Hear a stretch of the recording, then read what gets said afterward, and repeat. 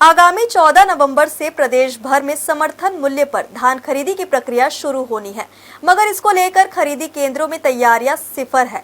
ना तो मंडियों में साफ सफाई का काम शुरू हो सका है और ना ही बारदाने पहुंचे हैं। खास बात तो ये है कि अब तक हड़ताल पर रहे डाटा एंट्री ऑपरेटर तो वापस लौट आए हैं, मगर अब मंडी प्रबंधकों ने हड़ताल का ऐलान कर दिया है, जिसका असर मंडियों में देखने को मिल रहा है। राज्य शासन ने इस खरीफ वर्ष 2024-25 के लिए समर्थन मूल्य पर धान खरीदी की प्रक्रिया 14 नवंबर से शुरू करने का निर्णय लिया है, जिसमें 31 जनवरी तक किसानों से धान खरीदी की जाएगी। इसके लिए अब महज 10 दिनों का समय रह गया है, जबकि धान खरीदी केंद्रों में अब तक किसी भी प्रकार की कोई तैयारी शुरू नहीं हो सकी है।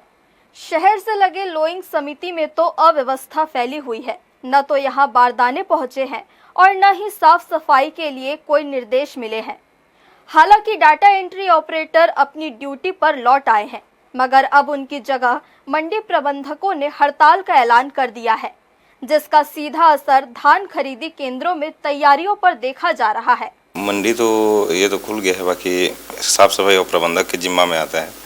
अब तो हड़ताल में चल दिए हैं, तो अब आने से ही पता चलेगा उनका क्या होगा। प्रबंधक और बैंक से ही पता चल पाएगा फंड आया है कि नहीं आया है, के बारे में डिटेल जानकारी वही दे पाएंगे। केंद्र तो खुला है, अभी 14 नवंबर से धान खरीदी स्टार्ट होना है। सारी तैयारी साफ सफाई बचा है, बाकी तो तैयारी पूरा किया जा रहा है अभी। इससे पहले धान खरीदी केंद्रों में डाटा एंट्री ऑपरेटर का काम करने वाले कर्मचारी अनिश्चितकालीन हड़ताल पर चले गए थे, मगर अब उन्होंने अपना आंदोलन वापस ले लिया है।